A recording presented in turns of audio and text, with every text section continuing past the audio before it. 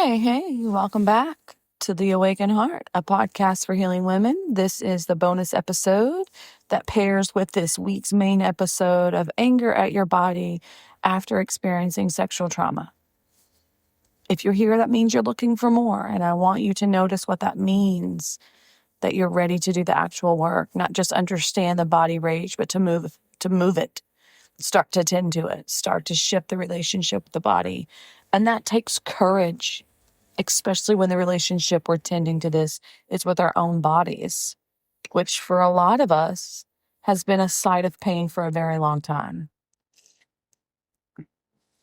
So we're going to go through some specific real life healing techniques across several modalities. And I want you to take what's useful, leave what isn't, go slowly, because there is no rush here. But it's the bonus episode. Thanks for being here, and let's dive right on in. Before we dive, if you have not listened to this week's episode, I will link it in the show notes. If you have not listened to season 2, the whole beginning to moving to right now, as far as processing and healing after sexual trauma, please go back to season 2, episode 1 and catch up, because we go through the numb season. Right now we're in the rage arc, and let's dive in. So first off, somatic techniques, right? Somatic work is body-based healing. It works on the premise that trauma is stored in the body, not just in memory and in narrative, and that healing has to happen in the body, not just in the mind. So it's kind of like if you've been through talk therapy for years, but you feel you've processed things, everything's been processed cognitively, but something still isn't shifting. Somatic work is often why. The body holds what the mind has already worked through, and it needs its own tending. So first up is pendulation. It's one of the foundational concepts in somatic experiencing. The idea is simple but powerful. Instead of going fully into the activated charged state, the fear, the rage, the overwhelm, you practice moving between activation and resource. You touch the edge of the difficult feeling, you notice what it feels like in your body, and then you pendulate back to something that feels okay, a resource, a place of relative safety, a neutral sensation. Because many of us have an all or nothing relationship with difficult and emotions when we're either flooded or we're shutting down. Pendulation teaches the nervous system a third option.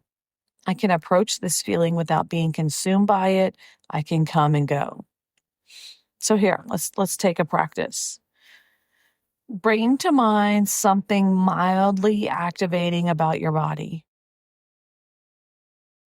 Notice where you feel it. Notice the quality of the sensation. Is it tight, heavy, hot? Let yourself feel it for just a moment.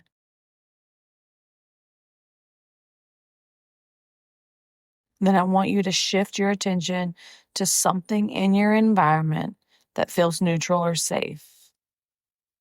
The weight of your body in the chair, a color in the room, the temperature of the air. For me, right now, it would be my iced coffee.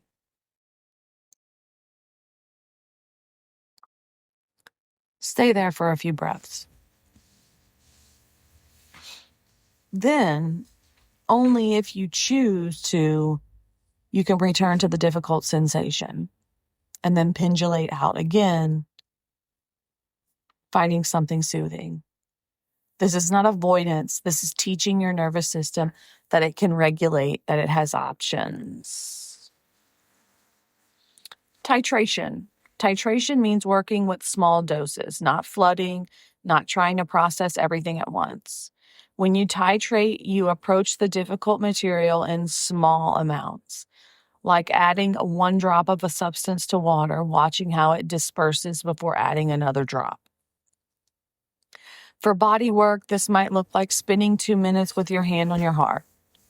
Not trying to feel anything, just 2 minutes, then stopping. and then coming back tomorrow for 2 more minutes. And this is really especially important for those who hyperfocus.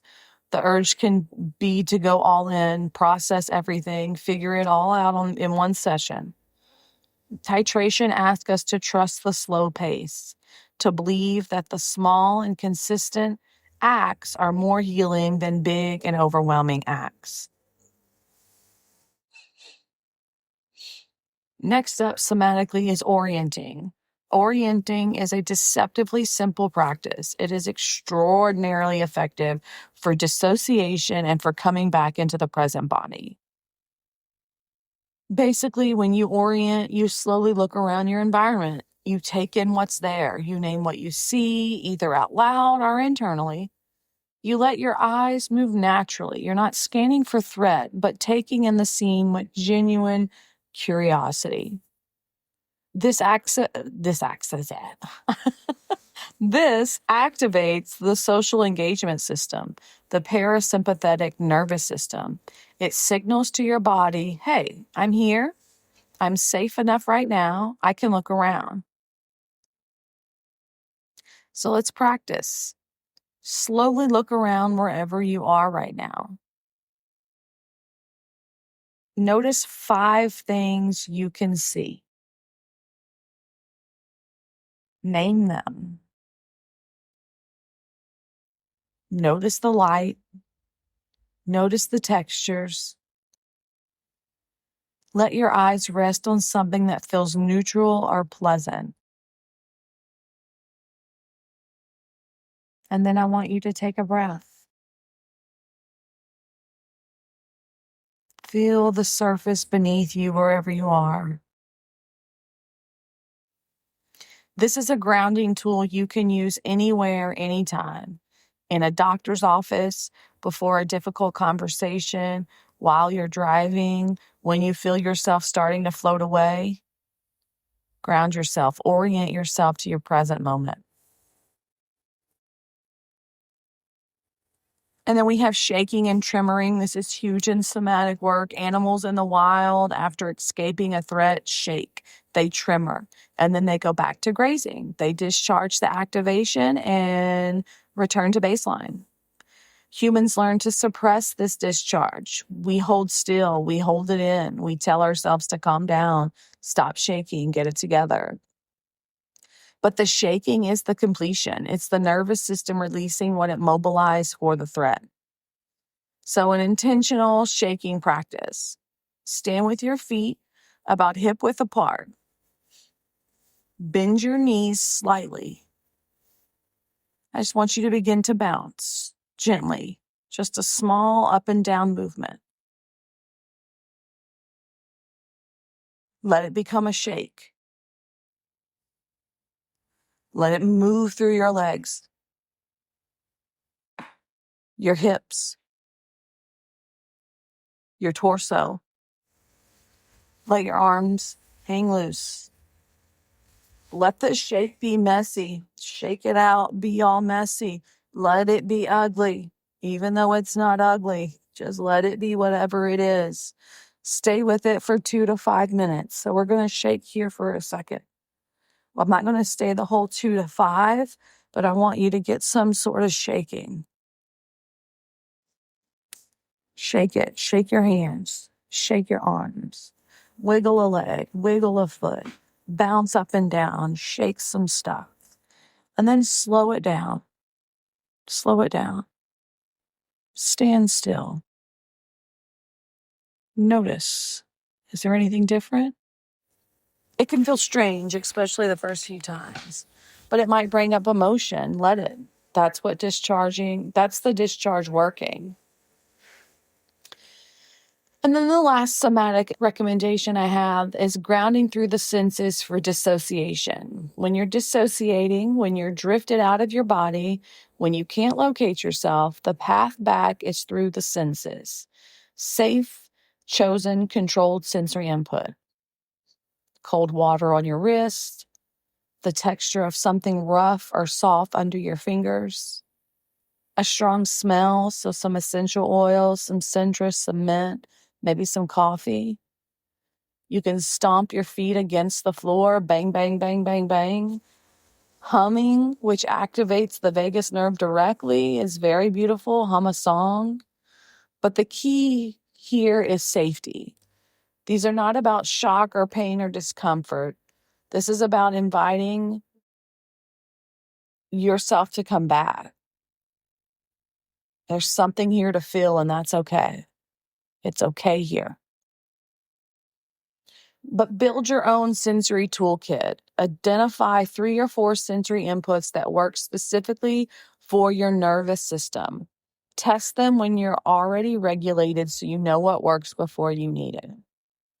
So this could be a weighted stuffy. This could be a weighted blanket. This could be fidgets. This could be an ice pack. This could be an eye mask. This could be one of those heated shoulder weighted relax your neck and shoulder things. This could be a cold shower. This could be a hot bath. Like, build up your sensory toolkit to help you when you have moments of dissociation. So, second part is parts work for body, shame, and rage. Parts work comes primarily from internal family systems therapy. The basic premise is that we are not a single unified self. We're a system of parts, each with their own rules, each with their own roles, their own histories, their own protective strategies. For healing body, shame, and rage, parts work is incredibly useful because it lets us get curious about the different relationships we're holding toward our body instead of just being inside of them. There is a part of you that is enraged at your body that says you froze, you didn't fight back, you responded when you shouldn't have, you got sick, you changed, you failed me. In parts work, we don't try to silence that part or talk it out of its rage. We get curious about it. So ask yourself, ask the part, what are you trying to do for me? What's the job you think you're doing? How long have you been doing this job? What are you afraid of would happen if you stopped? Because often the part that's furious at the body is trying to protect you. It thinks that if it can make the body different, i.e., smaller, better, more controlled, less visible, you'll be safe. It's working incredibly hard on your behalf. It just has bad information about what actually creates safety. There is a part that left during the trauma, that checked out, that went somewhere safer. That part doesn't need your anger, it needs your gratitude. I'm going to say something. I want you to sit with it, see how it feels. That part made a decision in real time under extraordinary circumstances that allowed you to survive something unsurvivable. It was not abandoning you. It was the most sophisticated protection it could offer. What would it mean to think that part? To say, I see what you did. I understand why. You don't have to keep leaving every time things get hard. You can stay now. I can handle it now. The shame part often goes hand in hand with the body rage. It says what happened means something terrible about you. Your body's response means something terrible about you. Who you are in this body is something to be hidden. And I want you to ask that shame part, who taught you this? Who told you that what happened to this body reflects something wrong with the person inside it? Who told you that what happened to this body reflects something wrong with the person inside it? Because that belief came from somewhere, it was installed, and it can be examined. In IFS, there is a concept of the self, the calm, curious, compassionate core that is not any of the parts, but can witness all of them. The invitation in bodywork is to bring self-energy into the relationship with your body.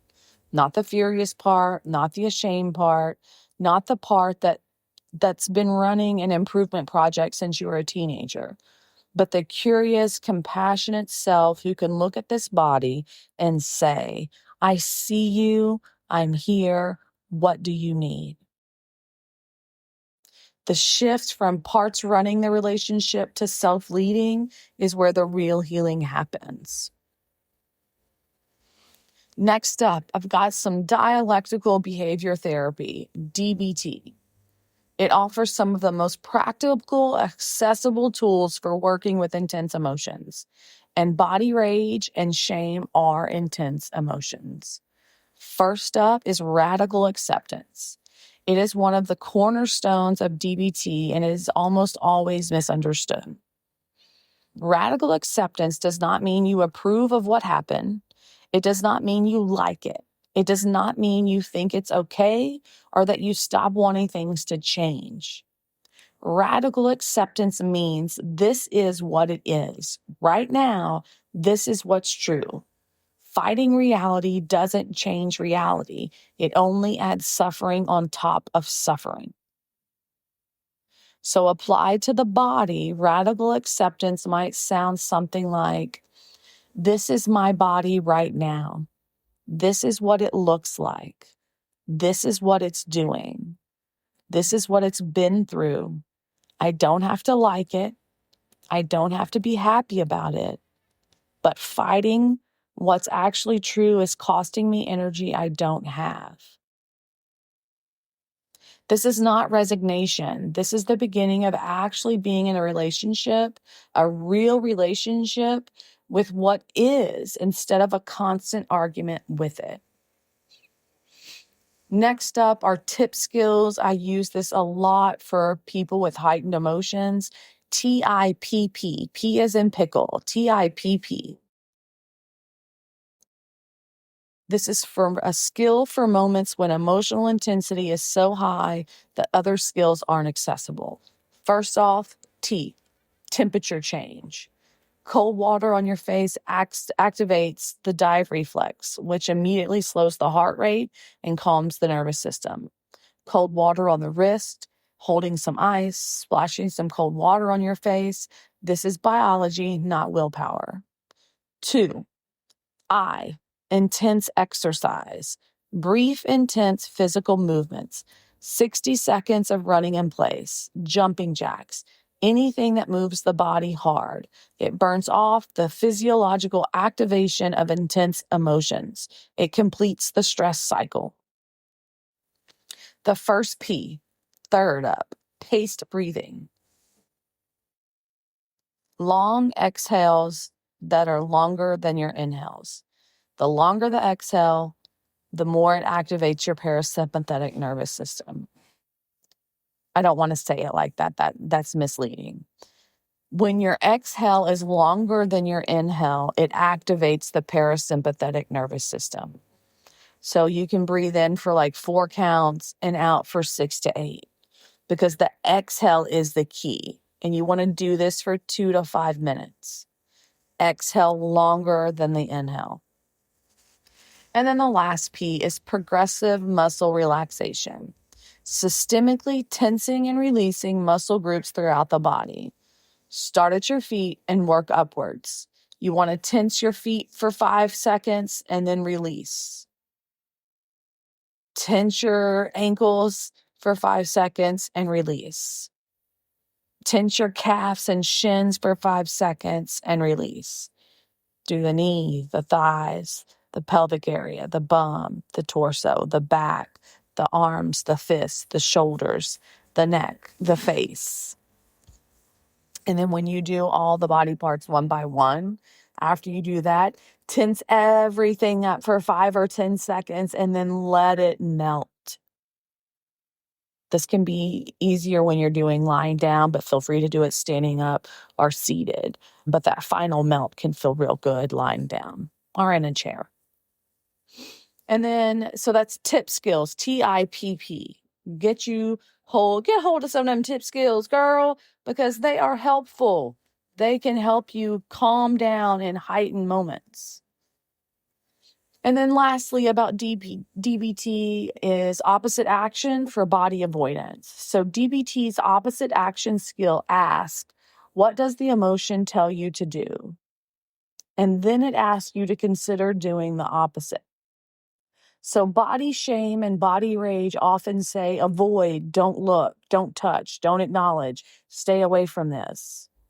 And the opposite action, when applied gently, applied in small doses, is turning inward, looking, touching, acknowledging. So you would take that titration and the opposite action and give yourself little doses of the opposite action, which are little doses of goodness and love. This doesn't mean forcing yourself into something that doesn't feel safe. It means finding the smallest possible version of turning inward and doing that. Hand on your heart for 30 seconds, looking at your hands, noticing your feet on the floor. Small, safe, chosen. That's opposite action for body avoidance. And then one of my favorites next up is CPT. These are very little glimpses into these theories.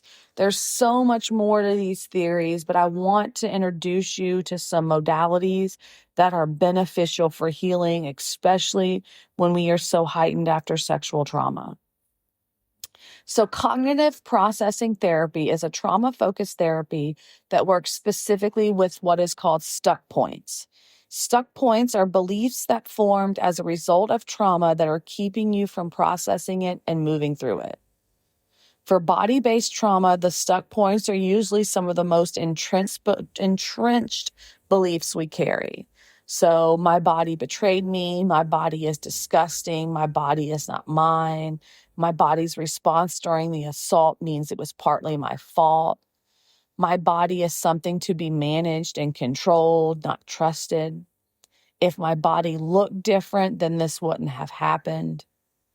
These beliefs feel like facts. They have felt like facts for a long time, but they are beliefs formed in response to something that happened, not inherent truths about you or your body.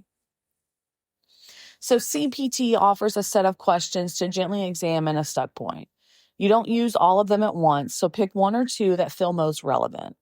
Here they are. What is the evidence for this belief? What is the evidence against it? I use this one a lot.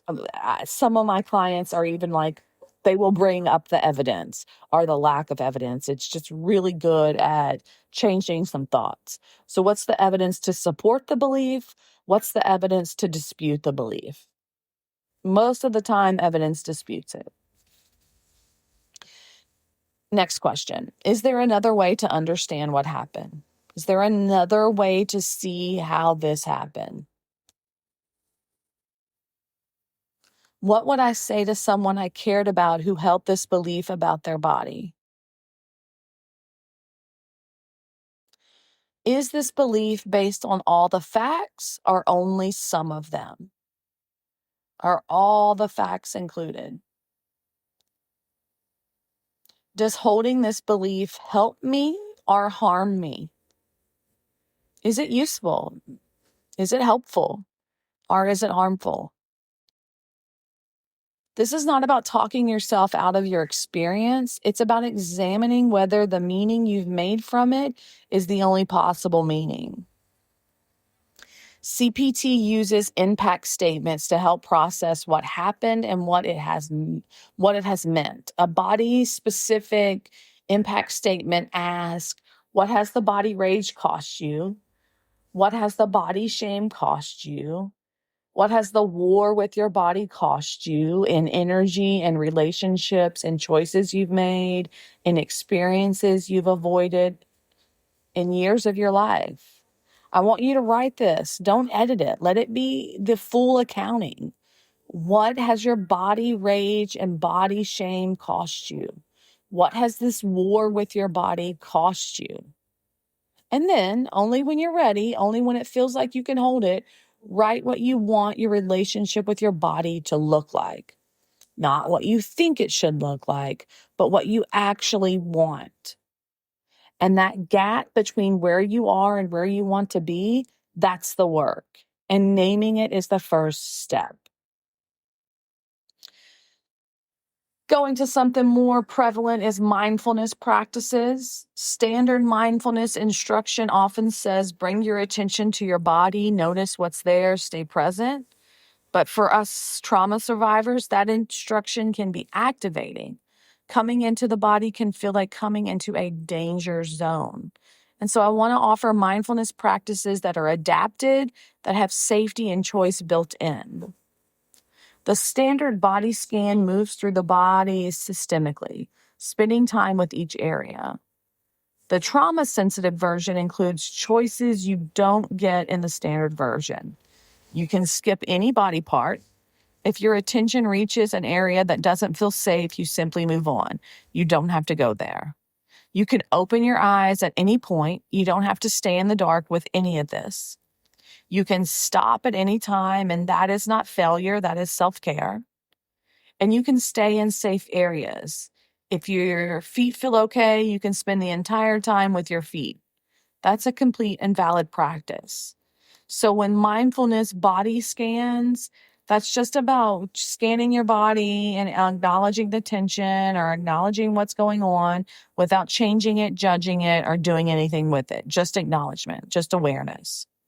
So if you want to do a mindfulness body scan, but certain parts are too heavy, stay with the parts that are safe. Stop at any time, open your eyes at any time, and just stay safe with yourself. There's a noting practice in mindfulness where you label experiences with single words or short phrases without building a narrative around them. Applied to body sensations, it sounds like tightness, warmth, heaviness, tingling, pressure. You just want the sensation, not the story about the sensation. You don't want to say there's tightness in my chest and that's because I'm broken and my body is never going to heal and I'm going to feel this way forever. You simply just witness the tightness. So just note the experience in a single word or short phrase. This creates a small but significant distance between you and the sensation. You're observing it, not being consumed by it. And for many of us, that's genuinely new. And then you have your loving kindness meditation when it comes to mindfulness meditation. Traditional loving kindness meditation asks you to offer warmth and care to yourself, to others, to difficult people, to all being. For survivors with body shame, starting with the whole body can be too much. So start with a neutral body part, not a part that carries pain or shame. Your left pinky finger, your earlobes, the top of your head, your eyebrows, your chin, your knees. Start with a neutral body part. Offer that neutral part something simple. May you be at ease. May you rest. That's it. That's the whole practice. Over time, weeks and months, you can slowly extend that offering to other parts. You don't have to rush toward the parts that carry the most pain. You work at the edges gently until the circle widens on its own.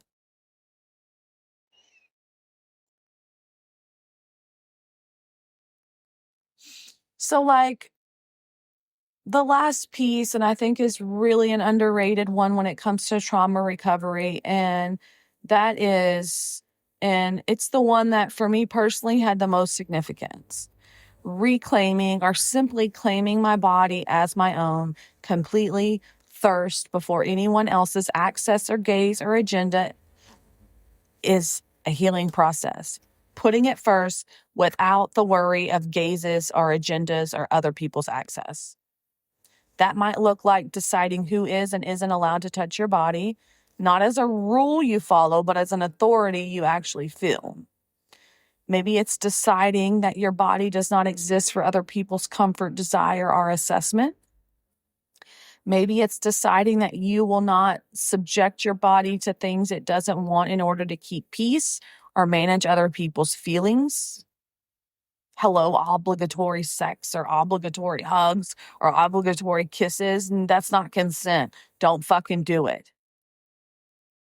And for some, it might be deciding to step back from sexual intimacy entirely for as long as you need without apology or a timeline. Choosing celibacy or sexual abstinence as a healing practice is not damage, it's not avoidance. When it's a chosen intentional decision made from self-knowledge, it's healthy. It's self-care. It is deciding that you are going to know what your body feels like when it is completely yours before you share it with anyone else. There is no correct timeline for this. There is no point at which you're supposed to be ready. Your body, your choice, your timeline, full fucking stop. The language we use internally about our bodies matter, not because positive thinking heals trauma, but because language shapes the quality of the relationship. So you want to shift from going from my body failed me toward my body did what it could do with what it had. You want to go from why won't my body cooperate toward what is my body trying to tell me right now? You want to go from I hate how I look toward I'm in a hard season with my body and that's allowed. Maybe go from my body is broken towards something more like my body is still healing from something it shouldn't have had to carry. And lastly, but not the least important, when you say, what's wrong with me? Change that to what happened to me. It's one of the most significant language shifts in trauma recovery to ask what happened to me instead of what's wrong with me. It moves from pathology to experience, from inherent defect to acquired wound. It goes from this is who I am to this is something that happened and my body and mind responded, and that response makes complete sense. These practices may feel strange, and I encourage you to do it anyway. Write a letter to your body, not a letter about how you're trying to accept it or love it, a real complicated letter. Tell it what you've been angry about. Tell it what you've been shamed of. Tell it what you've been afraid of. Tell it what you've needed from it that it hasn't give you. And then, if you can, when you're ready, tell it what it's been through. Tell it what it survived. Tell it what it did right, even in the moments you've held it against it. Then write the letter back from your body to you. What would your body say if it could speak? What has it been trying to communicate that you've been too busy being angry to hear? This is shadow work and somatic work and parts work and narrative work all in one. It's one of the most powerful practices I know for beginning to shift the relationship. Write that letter to your body. Let that body write a letter back to you. That's it, my dears. Take what you need and leave the rest. There is no assignment here. There is no homework. There is no order in which you have to do these things. The point isn't to work through every technique. The point is to find one or two things that feel or sounded like they could open a door, and I want you to start there. Just one door. Because body healing is slow. It's not linear. You'll have days where you feel something genuinely shift and days where you're back at the beginning. Both are the process. Neither is the truth of where you are. Healing is hard as shit. It can be uncomfortable. But it's worth it because what happens on the other side is a freedom that I don't have the words to express. Your body carried you through something it shouldn't have had to carry. It's still here. You're still here. And you're doing the work of tending the relationship between you. That matters. That is the work. Next week's main episode will be Fury at the people who moved on while you're still healing. It'll be a good conversation. I thank you so much for being here with me today. I thank you so much for allowing me to just help you heal maybe even the millimeterest little bit when it comes to healing from sexual trauma. because I know how heavy it is to be unhealed after sexual trauma and how much space that can take up. So I'm glad you're here with me. I thank you so much. If there's anyone that you think could benefit from hearing this, please share it. Please talk about it. I do not market. I am not on social media. This is all by word of mouth. And I really just want to help any woman that has experienced sexual trauma heal just a little bit, feel a little bit better. So please share, please start the conversation, because we need, as a society, as women, to talk about this shit, to make it real, to not hide behind it, to not let the perpetrators and the violators get away with it. We need to keep this conversation alive and prevalent until behaviors change. So share it, please. I don't know. That was a little beggy, and I don't mean to be beggy, so take that back. Share it if you want. Share it if you don't. Send me an emoji. Give me your favorite color heart if you resonated with this episode and really benefited from it. I appreciate the feedback. Until next time, please take the gentlest care of your awakened heart, and I will see you soon, my dears. Bye-bye.